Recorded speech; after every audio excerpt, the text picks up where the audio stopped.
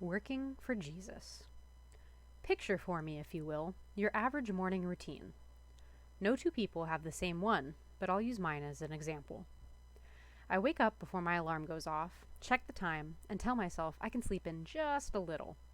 This doesn't work, as the knowledge of the day ahead keeps me from sinking back into a relaxing slumber. I hop out of bed and move to the kitchen for my morning cup of Earl Grey tea. The caffeine addiction is real, let me tell you.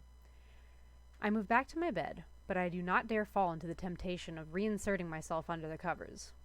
Instead, I sit there and sip on my elixir of life while looking through emails, deleting anything that isn't urgent. When I feel ready to face the music, I move to my desk for the most important part of my daily ritual. I light a candle and set it next to my computer monitor. I turn on some lo-fi jazz. If you haven't yet to discover the magic that is lo-fi, please try it if you enjoy some chill background noise as you work. And then I close my eyes.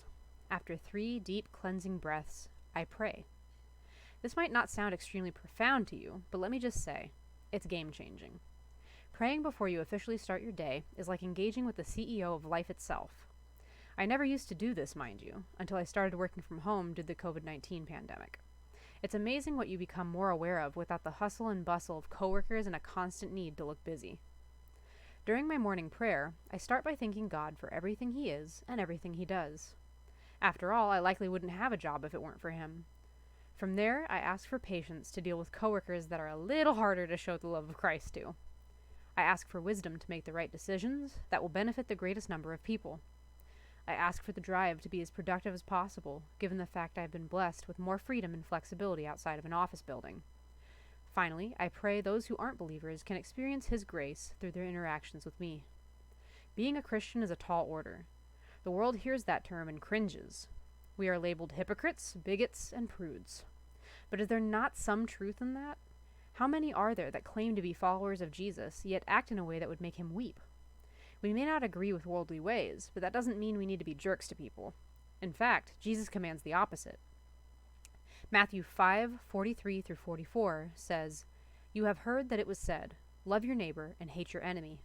But I tell you, love your enemies and pray for those who persecute you."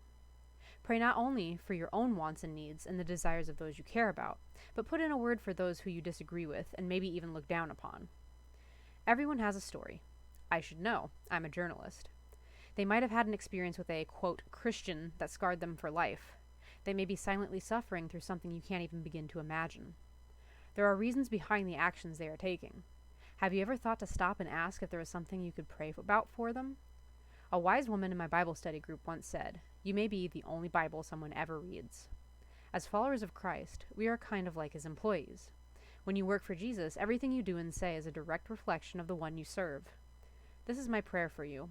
When you say your own prayers, whether it be first thing in the morning or the last thing you do before you close your eyes at night, ask the Lord to give you His heart for others. Strive to be God's employee of the month by making every possible effort to prove we serve someone all-powerful, all-knowing, and most importantly, all-loving.